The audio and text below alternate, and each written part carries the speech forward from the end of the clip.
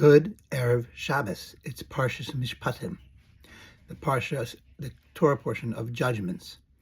In this week's Torah portion, there actually is a very interesting law from a very interesting source. We're not going to get into all the details. If you want more, send me an email and I'll send you more what you'd like to know. But the bottom line is, in this week's Torah portion, is one of the things that is somewhat of an anomaly to the rest of the world. And that is, the Torah says that we, as the Jewish people, have to protect what I would say would be called today the rights of women. And in fact, in marriage, a lot of people don't know this.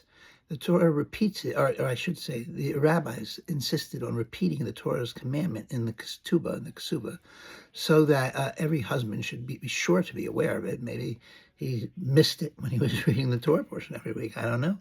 But the Torah tells us that the rights in the marriage are really all the woman's, or at least a good percentage of them. And the Torah says that the husband is responsible for what's called in Hebrew she'er, kasus, or kasut in modern Hebrew, ve'ono. What are these three things? She'er is food. It's his responsibility to basically earn the living and provide for his wife.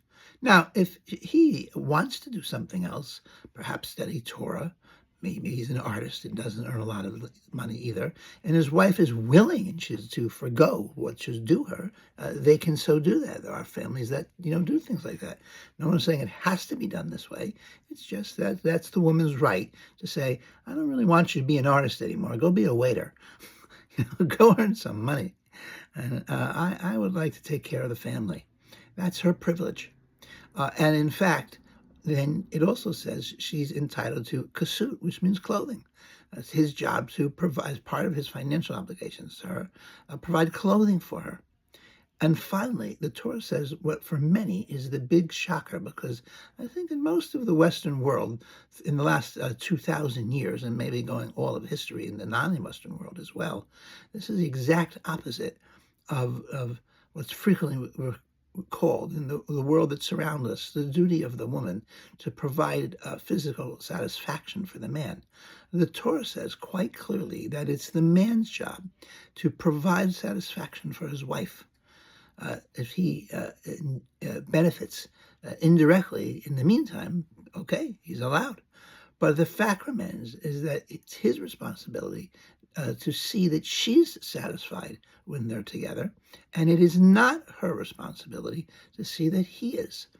And so the Torah even says that a woman, the Torah and the Shulchan Aruch and the Code of Jewish Law, according to the rabbis, even say that in fact the woman has rights over job changes that the husband makes if it's going to prevent him from being home as often or more tired at night, and diminish the attention that he can give her.